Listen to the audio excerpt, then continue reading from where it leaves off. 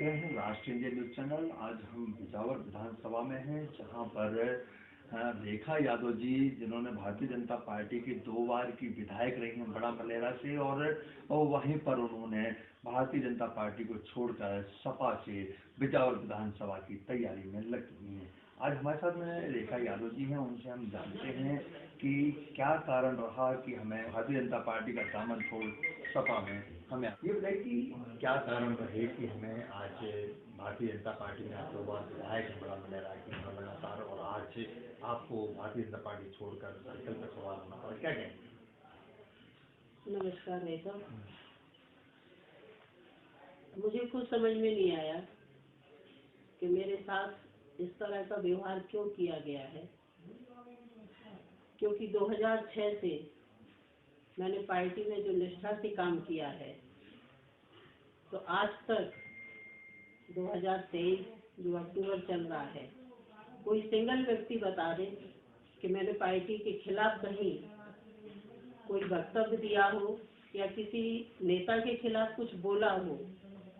मैंने पार्टी की जो विचारधारा है उसमें ही बह के और पूरी निष्ठा के साथ पार्टी का ईमानदारी से काम किया है, और मुझे लगता है कि ईमानदारी का ही परिणाम ये है कि मुझे आज मतलब पार्टी से बाहर जाके और अपनी दूसरी रास्ता चुननी पड़ी है।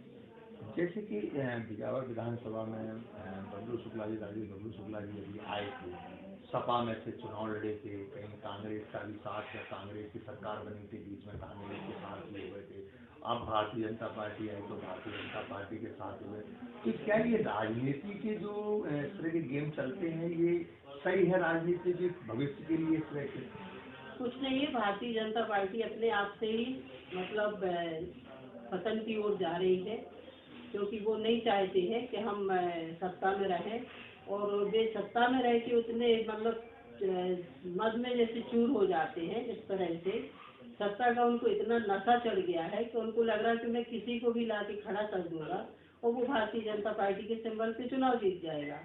आज ऐसा नहीं है। आप 2 साल से सर्वे का चिल्ला रहे हैं, मतलब चाहे आपका प्रदेश नेतृत्व हो चाहे केंद्र नेतृत्व हो, और हम आपके बीच में भी ये बात आई है कि भारतीय जनता पार्टी का बड़ा जबरदस्त सर्वे है, आरएसएस का सर्वे, संघ का सर्वे, 1000 श्रेणियां हैं, 1000 श्रेणियां हैं, जहाँ मतलब उन्होंने कहा ये हो रहा वो हो रहा। कार्यकर्ता इतनी निष्ठा से रहता है पार्टी में, लेकिन कार्यकर्ता की यहाँ कोई वैल्यू नहीं है, कोई इज्जत नहीं है। आज हम घर छोड़ के आएंगे, पार्टी से बगावत करेंगे, पार्टी का विरोध करेंगे, पार्टी के लिए जो गाली बकेगा उसका वहाँ पे सम्मान होता है, उसको सम्मान से बैठाया जाता है। आज बिजावर की बात कहें तो बिजावर में कांग्रेस का प्रत्याशी पहले रहा, 2013 में भी लड़े हैं, 18 में भी लड़े हैं, और उनके बड़े भाई साहब जो है वो 2003 में लड़े और 6 में लड़े हैं। मतलब 4 बार जो कांग्रेस ने टिकट दिया है तो उसने भी कोई विश्वास से दिया होगा। कांग्रेस का 5वीं बार टिकट नहीं मिला। आप 4 चुनाव लगातार आपका परिवार आप हारे हैं, 5वीं बार टिकट नहीं दिया, आपने सापा ज्वाइन कर ली। सापा में आपको एक तरफ मतलब बहुमत मिलके और जनता ने सफल बनाया, क्योंकि ये था कि चलो ठीक है भाई, ये 4 बार हारे हुए हैं तो इनको एक बार जिता दिया जाए, तो वो सापा में भी आ गए हैं। सापा से कांग्रेस की सरकार बनी है तो सापा छोड़ के वो कांग्रेस में भी चले गए हैं। कमलनाथ जी के साथ में भी मौनिया नृत्य भी हुआ, कमलनाथ जी के साथ उनका मौनिया नृत्य भी हुआ है, और फिर शिवराज जी के साथ भी हुआ। तो उनका तो कहना है कि मैं मुख्यमंत्री न चाहता हूँ। अच्छा, उनका कहना है कि मैं मतलब कौन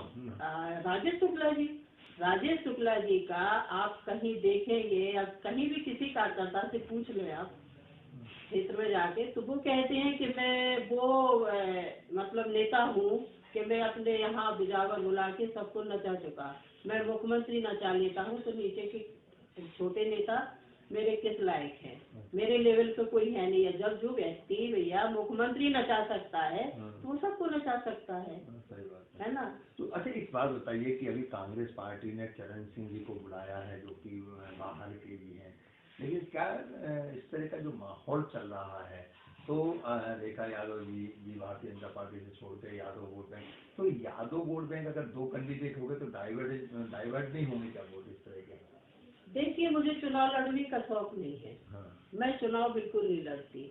मेरे घर में 3 बार की विधायकी रही, ठीक है। मैंने कभी ये नहीं कहीं दिखाया है कि मैं कहीं मतलब मेरे परिवार की राजनीतिक प्रतिष्ठा क्या है और मैं किस परिवार से हूँ। एक आम व्यक्ति की तरह सामान्य जीवन जी के और सबके बीच में चलते रहे हैं।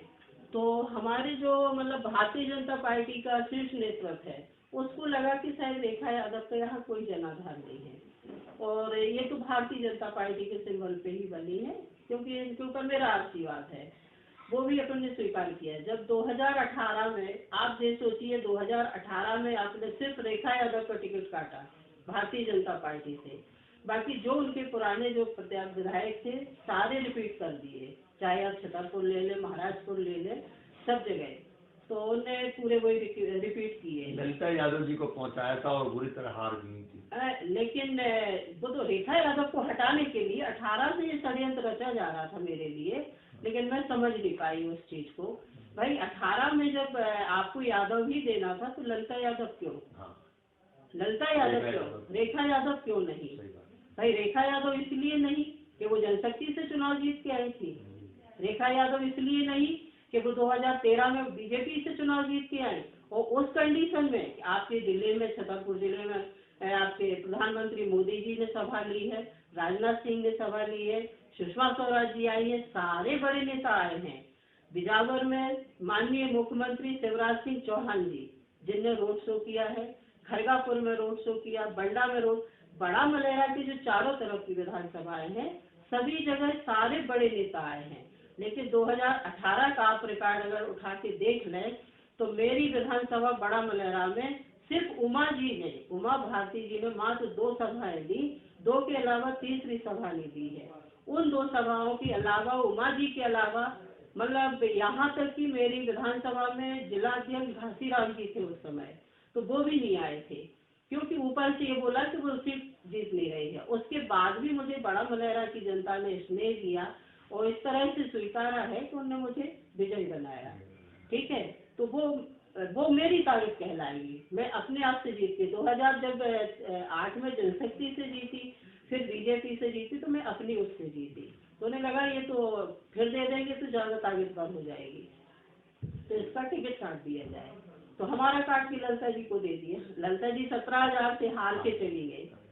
17,000 से हारना कोई मतलब बहुत बड़ी वो होती है, अगर आप वो बड़ी नेता आप है ना। उसके बाद मैंने 2 साल 3 साल फिर अपनी विधानसभा में मेहनत की, सबके बीच में गई, जो कि वो हार की कभी फिर बड़ा मलेरा लौट के नहीं देखी। इसके बाद जब कांग्रेस की सरकार गिरी और फिर उपचुनाव हुए 2020 में, तो प्रद्युमन जी को टिकट दिया गया। स्वाभाविक है भाई, जो सरकार में शामिल है तो बनता है उनका टिकट।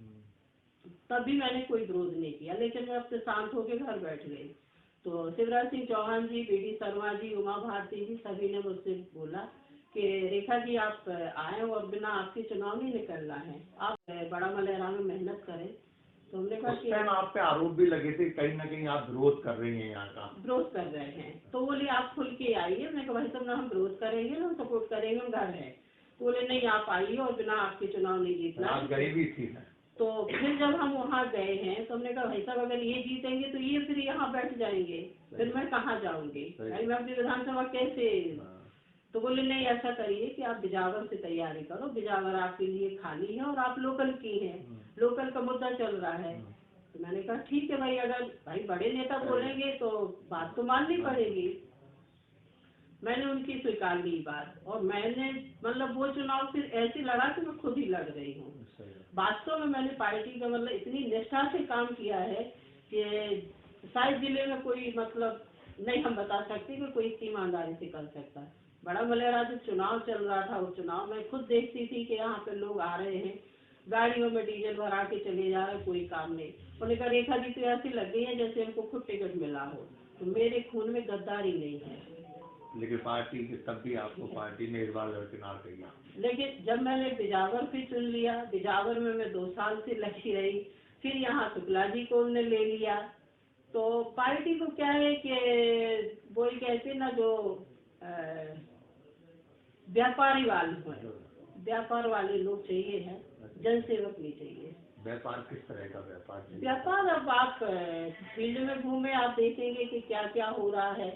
मतलब दारू तो खुली हुई है सबके सामने। हाँ। यहाँ तो ये हो गया है कि अगर आपको आधार कार्ड में डेट चेंज कराना है तो माननीय जी का लेटर लगेगा या सिग्नेचर लगेंगे। अच्छा। तहसील में आप जाएंगे, बिना उनके आप खड़े नहीं हो सकते हैं कि यहाँ आके खड़े होगा तो, लेकिन नहीं, वो माननीय जी से पहले पूछना पड़ेगा तब आपका काम होगा। थाने में अगर वास्तव में फरियादी जा रहा है तो उसकी रिपोर्ट नहीं लिखी जाती है जब तक माननीय जी बोलते हैं। है? तो मुझे तो लगता है ऐसा समय ना आ जाए कि राशन की दुकान पे भी उनकी पर्ची लगने लगे। तो इसके लिए फिर, और हमारा जब मतलब हमारे साथ जो धोखा किया है, अगर धोखा नहीं किया होता तो भी हम पार्टी का निष्ठा से काम करते। अगर मुझे एक हफ्ते पहले भी बता देती कि रेखा जी आपको मैं नहीं दे पा रहा हूँ, तो मैं पार्टी से बिल्कुल बगावत नहीं करती। लेकिन मुझे लगा कि पार्टी में शायद मेरे लिए जगह नहीं है, तो अब जहाँ सुरक्षित रहेंगे वहाँ पहुँचे। जैसे कि आपने सपा का दामन थमाया, वहीं पर चरण सिंह जी भी आए, उन्होंने तो काफी गंभीर आरोप लगाए हैं बबलू शुक्ला जी पर कि महिलाओं को दारू बंटवाते हैं या इस तरह की जो चीजें। तो आज आप एक महिला हैं, इस बारे में तो क्या कहना चाहूंगी कि उनके बारे में कि क्या महिलाएं को भी बबलू शुक्ला जी ने दारू बिकवाना शुरू कर दिया?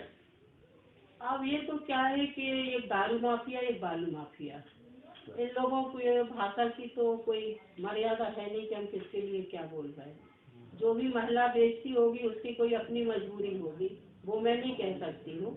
लेकिन हाँ ये है कि हर किराने की दुकान पे, हर सब्जी की दुकान पे, हर मेडिकल पे, हर जगह आप जहाँ भी हाथ डालेंगे आपको एक बोतल मिल जाएगी।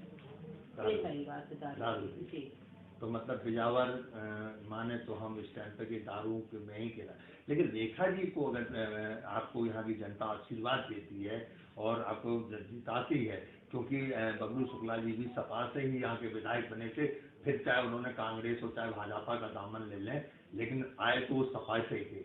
तो आप क्या मानती हैं कि अगर आपको यहाँ पर करते तो सबसे पहली प्राथमिकता यहाँ की क्या रहेगी आपकी? सबसे पहली प्राथमिकता मेरी है, ये तो सब बड़ी बड़ी बातें होती है कि हम रोजगार देंगे, हम उद्योग लगाएंगे, हम ये करेंगे, ये तो बात की बात है, होना भी चाहिए। जनप्रतिनिधि होता है तो उसको मतलब युवाओं के लिए रोजगार ढूंढना चाहिए। लेकिन अब मैं समाजवादी पार्टी से हूँ, तो इसका क्या कैसा है यहाँ पे ये तो आप हमसे छुपा नहीं है। और जनता अगर मुझे यहाँ आशीर्वाद देती है तो सबसे पहली मेरी प्राथमिकता है कि यहाँ भय मुक्त, आतंक मुक्त और शराब मुक्त।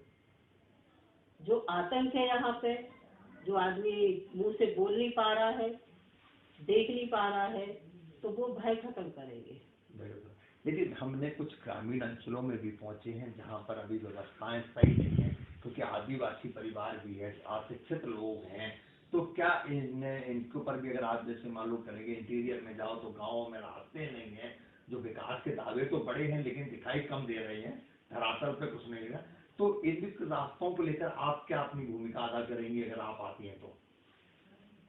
देखिए, सदन में सदस्य बन के अगर पहुँचते हैं तो वो किसी भी पार्टी का हो, अगर उसमें क्षमता है तो वो अपने क्षेत्र में विकास करा लेता है। तो आप, जब मैं जनशक्ति से बनी थी 2008 में, मैंने विपक्ष में रह के जो काम कराए थे वो सरकार में आके नहीं करा पाए। भाजपा में रह के अगर गाना गाने हैं, हमने भी गाए हैं, तो सिर्फ वो गाना गाना होता है, बाकी काम कुछ नहीं होता है। आप देखिए, उन्होंने कल लाडली बहना, युवाओं को क्या वो कितना पैसा देते हैं, सब मतलब सभी को आप कटोरे में डाल रहे हैं। तो कटोरे में डाल के आप युवा को या महिलाओं को इतना कमजोर समझ रहे हैं कि वो आपके 1000 के लिए भूखी बैठी है, इतना कमजोर समझ रहे हैं। आपको अगर है अंदर से कोई क्षमता, तो आप युवाओं को, उनके जो माए हैं, जो लाडली बहनाएं बना रहे, उनके बच्चों को रोजगार की व्यवस्था कराएं ना, जिनका जीवन सुरक्षित हो, बुढ़ापा सुरक्षित हो। आज पार्टी में रह के ठीक है हमारा मुंह बंद था, हम अब बताएंगे कि पार्टी के अंदर क्या चल रहा है। आप पूरे मध्य प्रदेश में एक भी बता दें किसको रोजगार मिल रहा है। आज सारे युवा लोग, बच्चे हैं जो, चाहे वो लड़के हो लड़कियां हो, सब बेरोजगार घूम रहे हैं। पढ़ाई कर रहे हैं बेचारे, कहाँ कहाँ माँ बाप में जितनी क्षमता नहीं होती है जितना बच्चों की पढ़ाई पे खर्च कर रहे हैं, लेकिन उसका निकल क्या रहा है, ब्याज नहीं निकाल पा रहे हैं। बच्चे पढ़ के वो ना घर के रह रहे हैं ना बाहर के रह रहे हैं। इससे तो अच्छा है कि बच्चों को अशिक्षित रखो, अपना घर का खेती किसानी का काम दिखाओ। ग्रामीण इलाका है, अपने खेती करेंगे बच्चे, भाई जंगल का काम करेंगे, लेकिन पढ़ के क्या करेंगे। लेकिन